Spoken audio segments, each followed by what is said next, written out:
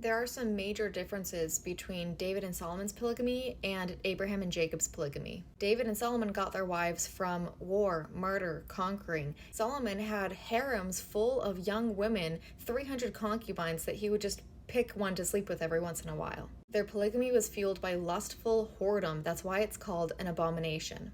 On the other hand, Abraham and Jacob's polygamy started with some bad decisions that created unfortunate circumstances for the entire family. They weren't lustful, they weren't looking for wives for their own pleasure, they weren't murdering people to attain their wives. It was very, very different.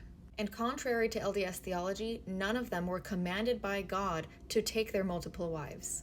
With Abraham and Sarah, it was actually Sarah's idea for Abraham to take her handmaid or slave, Hagar, to bear children for her.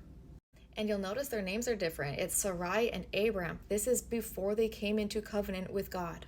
And Abram hearkened to the voice of his wife, and he did what she wanted. It was her idea, and he did it.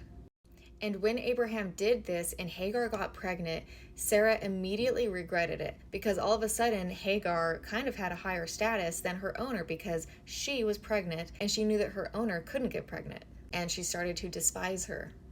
So Sarah says, "My wrong be upon thee." Like, this was my bad choice and I made you mess up too. She says, "What do I do?" And Abram says, "I don't really know. She's your slave. You do what you want." So Sarah beats her and Hagar runs away. Years later, they come into covenant with God. Sarah gets pregnant and has a son, Isaac. Then Hagar is mocking her son, Isaac. So again, Sarah's like, "Get this lady out of here." So Abraham then formally kicks her out of the family and she wandered away into the wilderness. Then we all know the story of Leah, Rachel, and Jacob. It all happened because the girl's father tricked Jacob into marrying the wrong daughter. He worked 7 years for Rachel. He gave her Leah. He couldn't tell in the dark of the night in the wedding. He wakes up in the morning and realizes that he married Leah. And he goes to his father-in-law and says, "You beguiled me. You deceived me. You tricked me. What have you done?"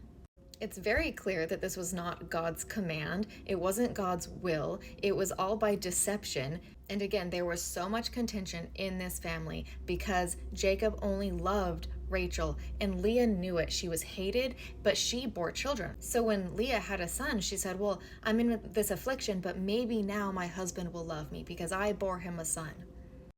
This caused Rachel so much pain and sorrow because she was barren and she begged Jacob to give her children or else she would die. She felt so depressed, she wanted to die because of this contention. And again, it was her idea. She said to Jacob, "Take my handmaid and bear a son through her." This started a fertility war between the sisters, Leah and Rachel, both trying to gain more favor with their husband.